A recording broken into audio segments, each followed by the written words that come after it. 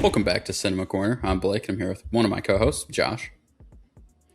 And today we are reviewing the Odyssey, a movie that obviously been long talked about ever since it got announced.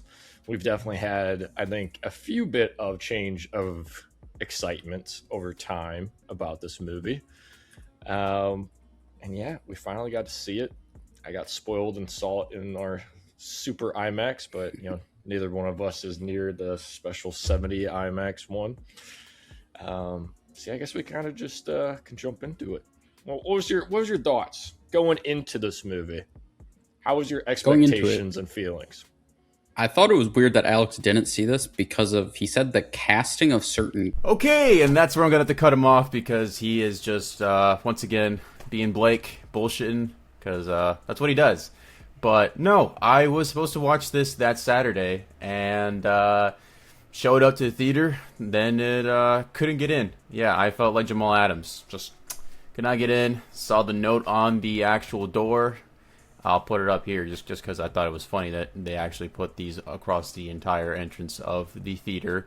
But apparently there was some sort of water issue, damage thing. Blake mentioned it could be because of the 4DX experience. You know, they're just really wanting to get you immersed into being in the ocean. Problem is, there was no 4DX, so yeah, I was pretty pissed. Had to find another set of tickets for the earliest showing possible, which wasn't until the next weekend. So I didn't get to see it until the following weekend on Sunday. But as of this recording, I have seen it, and I will be cutting in and out occasionally whenever I feel like editing myself back into this video because I thoroughly enjoyed this movie. But I will be giving my rating around the same time when these guys are going to do it as well. So, yeah, I'll just pass it back to Blake during a part where he's not bullshitting. But take it away. Yeah, I mean, like you said, I feel like this one we had a lot of. I guess for background, we'll just give a quick little. Everyone knows the Odyssey, so I'm not going to give any kind of breakdown of the Odyssey. Yeah. But I guess just real quick, we'll talk about the box office for this movie, as this was Nolan's highest opening weekend ever. It did 264 worldwide in its opening weekend, which was a massive number. And obviously a huge part of that is those 70 millimeter tickets were going absurd in places to the place where I think there's like 40 or 50 theaters that have the capability, something like that across the US. We're starting to do like 24/7, like they had showings at like 3 a.m., 7 a.m., and they were still selling like crazy. So it had one of the biggest, at least for the US, if not global, just like audience wanting to see this in the IMAX because this was the first fully shot on IMAX camera movie ever made. So it's kind of Christopher Nolan's love project he's wanted to do since I think he said like Dark Knight he used IMAX and he kind of wanted to do a movie like that, but they just couldn't with the audio of how loud the IMAX camera is. It was hard to shoot dialogue scenes and it's such a heavy camera. They're able to make a I forgot what they named it. They named it in honor of one of his IMAX collaborators who passed once they finished this film. But they basically created like a case to go around the camera to make it a little bit quieter. But so that's kind of just the background of the movie. But yeah, like you said, getting into it, I was one of those people who I had excitement for it early on. And then as it's gotten closer, I've kind of lost my excitement a little bit. I wasn't really feeling Matt Damon, Anne Hathaway, and Tom Holland. For some reason, seeing the like ads ahead of time, they were pulling me out of the movie. But as the movie got closer, I started to be like, actually, you know what? I should be excited for this movie. Like, it's Christopher Nolan. I like a lot of his movies. There's no reason to not be excited for it. And then I saw the movie, and I don't really have a whole lot positive. I don't have a lot to say about this movie, to be honest with you. I walked out of it and I was kind of just like, this was a movie. I'm not thinking about it in any spectacular light at all for the most part. I didn't have any emotional attachment to the story. The movie kept going and I was just like, I don't really care, to be honest, for a lot of this stuff. And I don't know what to point to for that. But yeah, I kind of left the theater and I feel more against this one than I did Oppenheimer. But when I left Oppenheimer, I did have a pretty negative thoughts on it in terms of I was so let down by the nuke that it affected everything. And then as time went on, I was like, okay, Oppenheimer was good. Still don't think it's like the greatest movie of all time, but I can see it in a better light. Maybe that'll happen with Odyssey over time, but what am I, like 3-4 days removed from it? My feelings have not increased for this movie. Well, yeah, let me jump in and just say I feel like that's kind of how I leave every Christopher Nolan movie is I never know how to feel about it. I don't think I've ever had a negative feeling. I mean, I know both of us had the shared feeling that the bomb should have been louder in Oppenheimer because the setup of it was so fun. And I do wonder, I did leave this film thinking, why the fuck was that bomb so quiet? Because the audio mixing of this movie was the loudest. It's not a meme, it's not a joke. This was the loudest movie I have ever seen in a theater, which was fun, but at some times, like the kid version of the giant in the forest screaming, that was just a little bit too much at times. Okay, and yeah, maybe I am a pre-boomer when it comes to audio. I've made complaints in past about movies, like the last Transformers one. That one, I felt like my ears Rise were of the destroyed Beast as well. Yeah, Rise of the Beast. I was mad about that too.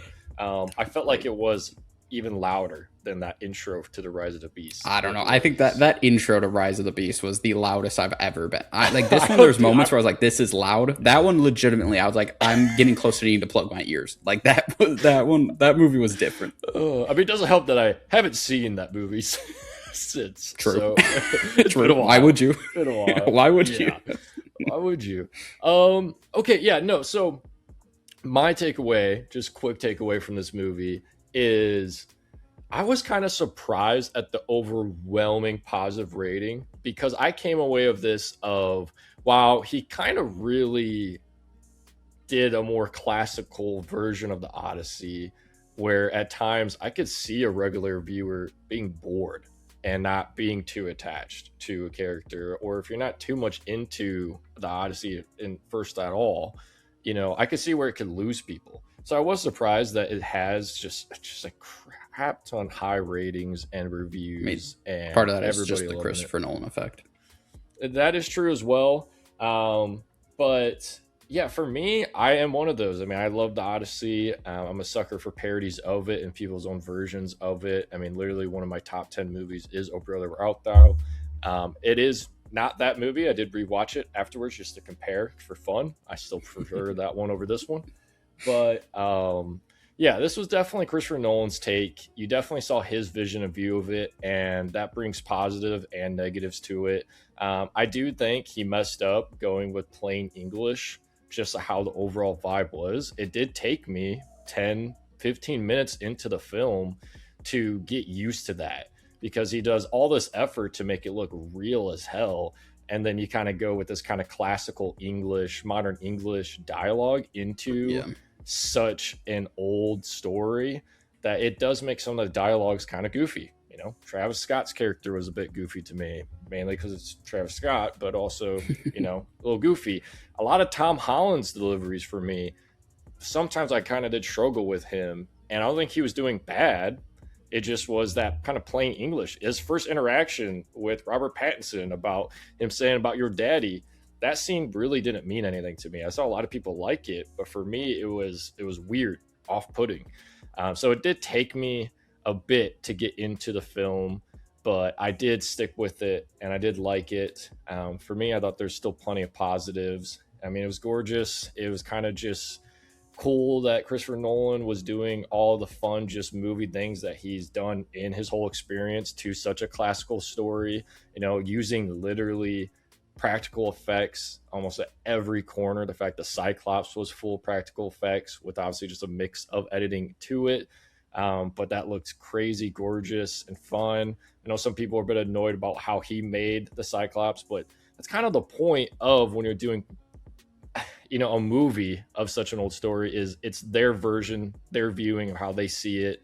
That's the whole reason why you're going to see it. You already know the fucking story, so quit bitching about it. It's going to be different. It's the director's choice. So I think it was still a fun film for me personally. But I guess we can maybe jump into some of the negatives of why you don't like it as much. I mean, I can give it a couple positives before I go into my negatives. Okay. I agree with you. I thought the Cyclops look was fantastic, and that scene, that whole sequence of the whole Cyclops, I thought was fantastic. I am one of those people who is a little bit annoyed about the whole nobody scene being taken away from us and the Cyclops talking to Poseidon to curse him and actually getting that.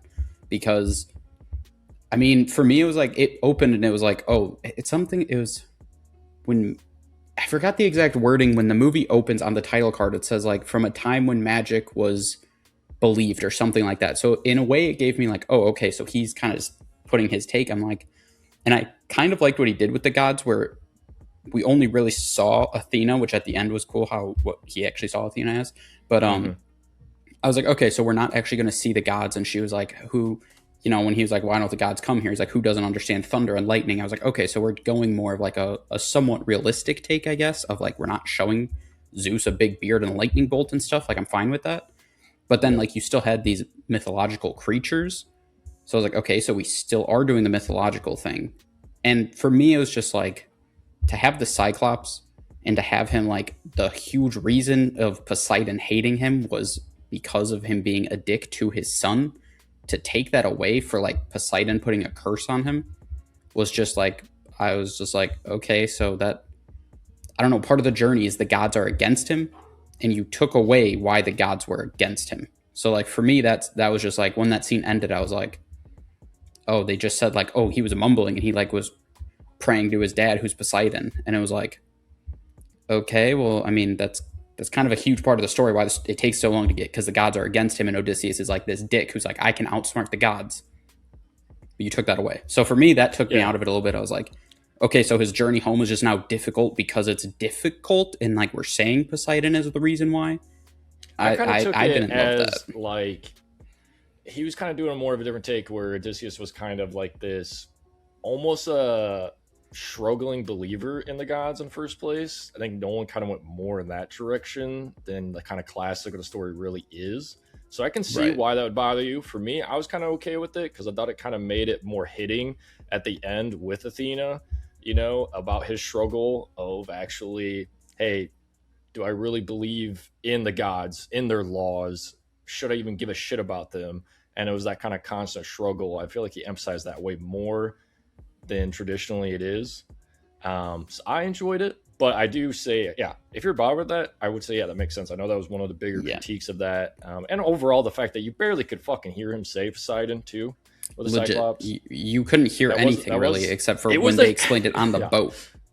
Yeah, so it was like, okay, so I just have to take this random guy's word for it. That's what he was saying. I guess I was supposed to make this my positive side. So Cyclops looked great. We'll just leave it at that. Cyclops looked great. That scene was just great in the cave. The bow sounded cool. You really didn't like this movie. I'm trying to think. I loved the ending. The whole...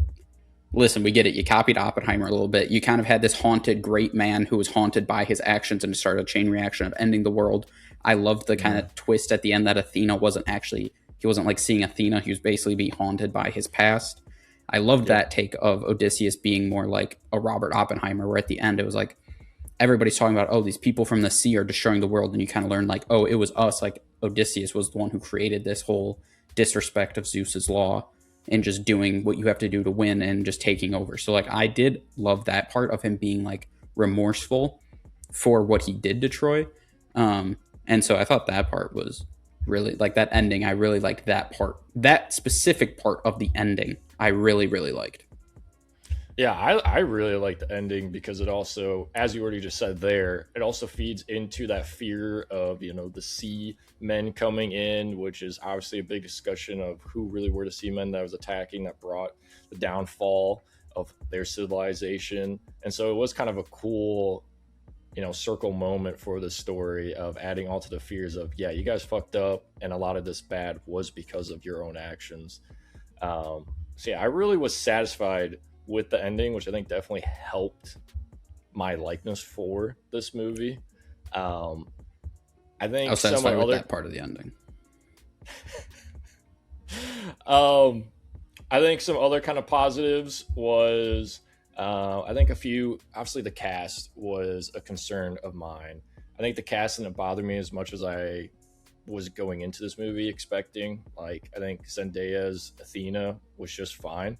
Her kind of just being this silent character was fine to me. Um, I thought Matt Damon was fine to me as well. I think Tom Holland struggled for me sometimes. That was one that I was kind of surprised by. I was kind of expecting to maybe be, because he's already got some chemistry with some of these actors already on screen, especially with Robert Pattinson. But I didn't really feel like I felt it between him and the others, surprisingly. Robert Pattinson was, of course, phenomenal. Still love the guy. He always shines. Um, yeah, I have the kind of more generic, I guess, with the audience here. So I'm more curious about your disdain for this film. Yeah, Robert Pattinson I thought was great. Anne Hathaway, I really liked her. I thought both of those were good. Yeah, I guess I can talk about some things I didn't like this movie at this point. I guess I'll start with the casting acting part. Tom Holland was not good for me. He was just took me out of it almost every time he talked. Part of that I think was the dialogue of them all just speaking plain English.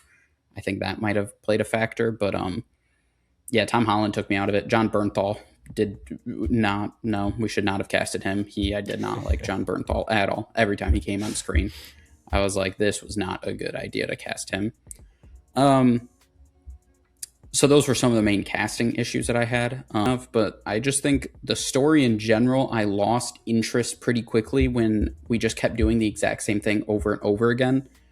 And I just didn't care for it. I mean, we go to the Cyclops and we go through the whole thing with Polyphemus, and I was like, okay, that was good. And then the next island, we do the same thing. Everybody just hop off the fucking boat, and we're all just going to go up there together. We don't know what we're walking into. I hated the Lystragonians. Those were the giant people that you were talking about with the kid. I hated that scene so much because I get like you want to do your own interpretation, but I was like, they are supposed to be giant cannibalistic people who killed most of them by throwing rocks at them. And instead I just got big armor men. I was like, you couldn't tell that they just like tall armor men. You couldn't see shit out of them. So I hated that scene. I was like, okay, this doesn't give me any of the cool mythological, like we're fighting giants, any of that. It's just a stupid fucking battle scene. I was like, that of them just running through trees. So I hated that scene. And then most of the men die there. And then we go to Cersei's island. And again, everybody, this time they leave one person behind. They leave Matt Damon. But then again, it's like, everybody, let's just go fucking up here as if all of our men haven't been dying. I was like, at no point we had the brains to like, hey, we're just going to send a couple guys. I was just getting tired of like, oh, I wonder what's going to happen on this island. We're going to send every fucking guy on the boat. A bunch of them are going to die. Hardly a couple of us will survive. And we'll just do the same fucking thing every island. So I was like, I'm losing interest. Like, do something different. So that part I could not. Yeah, like once we got to the Lystragonians, I was like, okay, this is just kind of annoying me now at this point. But the biggest thing was the end of the movie that I was like, I just don't have a whole lot of heart in this movie anymore. And then the end happens where I liked Penelope and his kind of them coming together and talking through the screen and that stuff. I was like, okay, this is interesting. And then we get like, oh, we're going to do the challenge. I'm like, okay, I'm all in on this. Do I really care about Matt Damon, Tom Holland's reunion? No, because I didn't like Tom Holland. I thought he didn't fit the movie at all. So every time he's on screen, I was like, I don't care what's happening right now. So I was like, okay, yeah, it's so beautiful. Their reunion, cool, whatever. I hated the end fight scenes. Christopher Nolan, stop doing fight scenes. I'm sorry. You are god awful at it. Like, everybody knows all the memes of Dark Knight Rises, how awful that fight scene out in the middle of nowhere, where you get cops with pistols 2 feet away from guys, not missing shots. You have background guys punching literally nothing. Like, that's the end of this was so bad. When you get the bow of him, like, oh shit, it's Odysseus. I was like, okay, this is about to be dope. He puts the arrow through Corey Hawkins' character. From then until the end of the fight, I hated it so much. The camera work was god awful. You couldn't see shit. Literally, it was like the camera was just moving. You couldn't tell if there was actors or if it was all just stuntmen, which I'm assuming it was. And I was like, this is horribly done camera work on this fight scene. It was just so sloppy and just took me out of it. And then Odysseus is just getting stabbed left and right. And then Tom Holland, here, daddy, here's a sword, which is basically his exact words. I was like, that was so cool.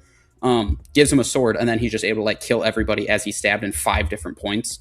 And, he just plot armor, just tanks it all. I was just so like, just end this fight.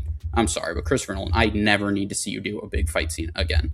it just completely took me out of it, that I was like, just fucking wrap it up, please. I'm over this movie. So yeah, just some of the decisions that I thought he made, I was not about and not interested at all. I mean, yeah, that's valid. I think as one that is not as big on the Dark Knight trilogy, maybe my brain prepared myself for the fight action scenes because it didn't bother me as much. But you are definitely right on that. Yeah, Christopher Nolan's weakness in every single film has always been action. I mean, I think the only movie I can think of that he actually did decent was Tenet, but you kind of feel a little less of him in it with those action scenes. I can't remember who was actually in charge of those scenes to assist him with that movie, but I remember that was definitely his best, in my opinion, for fight wise. But yeah, no, it's always been his weakness. He always has a little bit of a kind of that corny plot armor that goes with it. Yes, I mean, I could see that. In my opinion, I thought what I didn't like about it was how long it went. It definitely could have got cut a little short. It was like, all right, there's too many suitors in here for you to kill. Maybe let's drop it by 10 guys. And yeah, I think I also agree that Tom Holland, I don't think at any point really got better in the movie. I think if they gave him better dialogue, or if they actually went with not just plain English, I think he could have delivered with that return with Odysseus of meeting his father that he's been searching for this whole time. I think he could have delivered it, right? I mean, I'm not saying Tom Holland's a bad actor whatsoever. We've seen him be good, but him speaking in his kind of plain English and also still playing a boy when he's 30, you're feeling it. You're feeling it. I was over it. We've seen it before with Spider-Man and almost every movie he's done. So it was kind of hard to engage mainly with him versus anybody else in this movie. Agreed. Yeah, I agree. I think he was the one that it was toughest. And I think also him and John Bernthal being in scenes together when they literally have a Spider-Man movie coming out 2 weeks apart, and that's what Tom Holland is known for, is being Spider-Man, and John Bernthal is Punisher. I just think having two characters who have chemistry as a younger whatever situation, and we're seeing again, I just don't think that was the right call. When I saw the two of them on screen, every time it took me out of the scene, and I was like, am I getting a preview to Spider-Man right now? Like that part was just rough. Like I did not think that John Bernthal and Tom Holland were the right casting choices for this movie. Yeah, and I think also that's where, not doing plain English could have helped. Agreed. Because I'm not as against John Bernthal being casted in this movie, because we kind of see that kind of broken brother act before with him in The Walking Dead. I know he can pull it off, but yeah, it's just kind of some of these moments where maybe the actor either just can't deliver in this, or just because, like we said, as Marvel fanboys, that we know what we're going to see them in, and we just saw them in projects either just a year before or in trailers, that it did bother me. I don't know if that's fair to judge the movie on for, but it did. And maybe Nolan should have. I know Nolan has talked about saying that was his biggest risk for this film, and he was going to curious how people were going to react to it. And that was the risk he took, and he was just kind of waiting to see how people seen. I think probably the reason why he went with it was because obviously the Odyssey has a lot of characters, and this movie definitely requires you to kind of remember who everybody is. And if you haven't read up on it or haven't seen a movie even related to it in a while, you probably could have been struggling throughout this film, and maybe just doing plain English helped you out. But I feel like he should have just done it. Yeah, I think the plain English helped or hurt a lot in that way. And then the final negative thing I'll say, and it's the one that pains me the most, to be honest with you. I love Ludwig Göransson, the composer. He's done Sinners. He's done a bunch of things that I love. This was easily, to me, his worst score he's done, to the point where it's a long movie. It's 3 hours long. He definitely reuses parts of the score and like scenes that, like the bow, you can reuse that part, but he was using it in like traveling parts, and I was like, in a 3 hour long movie, you need to create new exciting things to keep me interested. and you could hear at parts where I was like, they're just reusing the score again. Like, you need to do something different. There was no point in this where I thought the score stood out, and it was one that I like actively thought about at the end. Normally, it's like, if I think about a score, it must have been good. If I don't think about the score, then it must have been, well, I guess I should say, if I think about the score, it was really good because I'm thinking of it. If you don't think about the score, that's not a bad thing. It means the score is probably good enough that you just didn't even think about it because you were just involved in the movie. But when you think about it in a negative way, then you really have issues because you shouldn't be thinking of the score like that. And I really thought that was bad. Like, I was very upset with that part of it.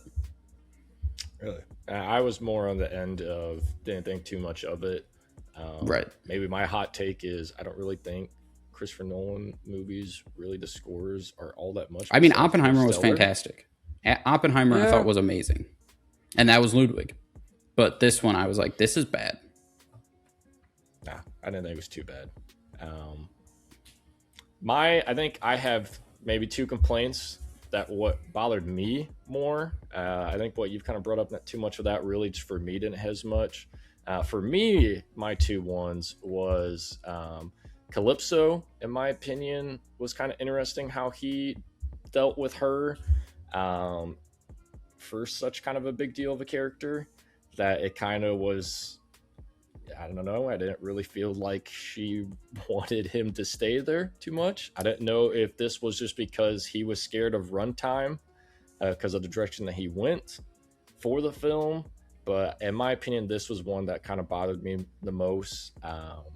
I didn't really care for Calypso at all, and that kind of sucked to me. The other one was I went into this film, I was really excited how he was going to deal with the sirens. That's, to me, I don't know why. It seems like a lot of people on TikTok really like the siren scene. To me, it was kind of a nothing burger, in my opinion. It felt like it got brushed by really fast. And at that point, I still wasn't fully invested in Matt Damon portrayal of Odysseus, so I didn't really care too much about his dialogue, speaking of it. And the fact that he just kind of said that and then we moved on really quick, I was disappointed. You know, is it maybe because Oh Brother Where Art Thou I thought was hilarious how they dealt with the sirens kind of almost in two different occasions. Maybe I was just really excited, too much so, for seeing Christopher Nolan's realistic version of his. But those were the 2 points that bothered me the most. What you've kind of mainly brought up, for some reason, I just connect as much. I can understand the feeling of it. But yeah, I mean, overall, I still really enjoyed this film. I'm curious how I will feel about it upon second viewing. I don't think I was breaking this movie down as much as I think I normally do for Christopher Nolan because I allowed the trailers to kill my hype down. We've been on video, me talking, both of us were kind of nervous of the cast going into this. So for me, I think my rating will only be true when I see it a second time. Because I went out of this on a kind of more positive note than it seems like probably you did. Oh, I mean, yeah, for sure. I will say to the siren point, though, I saw some people on TikTok, like, how brilliant is it that he did the sirens and people's main takeaways? They wanted more, kind of like what sirens do.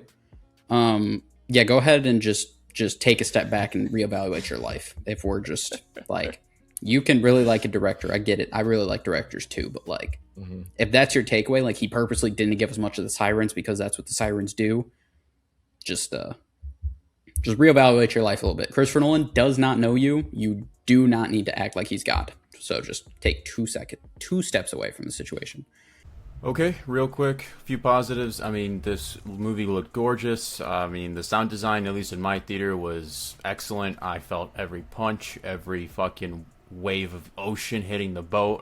I enjoyed it thoroughly. Like Blake, I agree.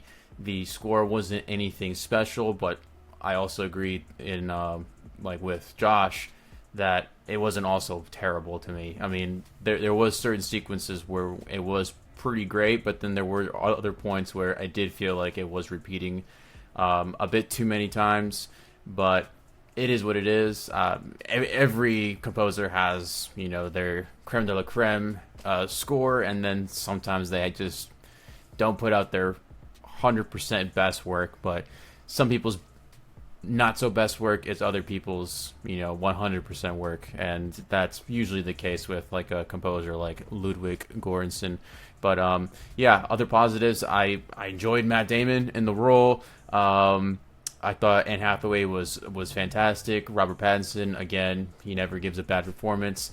And negatives, I mean, yeah, Tom Holland wasn't fantastic, but I don't think it was enough for me to bring this movie down like that much. So yes, he probably falls more into the negative category, but it wasn't anything like, drastic for me. Not like how it was for Blake. Yeah, I mean, all in all, I mean, like I said, still a lot of respect for him doing IMAX and making it big. I just didn't connect with the story. Like I said, there still were some things I thought were really good, just didn't connect with it. So my rating for this was a 6 out of 10.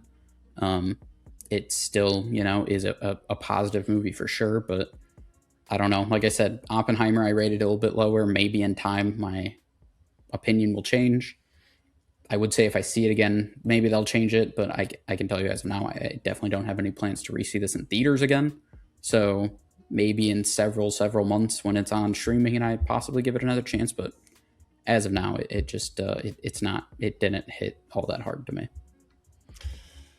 Yeah, before I get my rating, I do have a few more positives because I do feel like this was overall negative. As one is going to give this a positive rating. A few positives that I've forgotten to mention. The actual fall of Troy, I thought was excellent shot. I thought that whole scene was great. And then the build up to end with Athena, or supposedly Athena at the end dying, I think was a great payoff. I think also I'm glad they didn't do anything with Achilles in this as well. I know that was a big interest of saying if we were going to get Achilles. I'm glad they just didn't touch it at all. That's not the point. The story was already done before going into this. So I still think there's plenty of positives. For me, I give this 8.6 out of 10. I still really liked it. I am very curious how I feel about a second watch since now it's been digested. But I don't think this is his best movie. I am curious if the ratings will kind of start to drop off and maybe it was just extra hype and just, a lot of the theater nerds were going out to go see this film, and that's okay. I'm glad people were excited to go see a movie, and this movie's making money and putting theaters again back on the map and having almost a historic year because of it. But yeah, I really want to know what my second viewing is for this. Yeah, overall, I think I ended up being the one that enjoyed this movie the most, at least off of first watch. Like they said too, sometimes scores go up and down, especially with these Christopher Nolan movies. Sometimes we go into it typically lower, and then on second viewing it goes up. But who knows? We'll see. I know this movie is doing fucking insane numbers. It had a less than 30% drop off for the second week, which is when I saw it, of course. And I could tell it was full theater, and it was a vibe in there. So, yeah, overall, I enjoyed the movie. My rating for this was a 9 out of 10. So far, it is my favorite movie of the year, if I'm not mistaken. I can't remember what I rated Project Hail Mary, but those are like the top two so far. And, of course, we're looking forward to Spider-Man Brand New Day, which comes out very soon. So we'll see how the rankings for us stack up at the end of the year. But as of now, The Odyssey is probably my favorite movie of the year and favorite movie experience, honestly. So yeah, hey, and the good thing is Spider-Man 2 weeks is gonna just continue that getting people back in theaters. So that's a great part of it. So shout out to movies that are actually meant to be seen in theaters doing well. But I think that's going to do it for this video. As always, let us know in the comments down below. As always, like the video, subscribe to the channel, and we'll see you guys in the next one.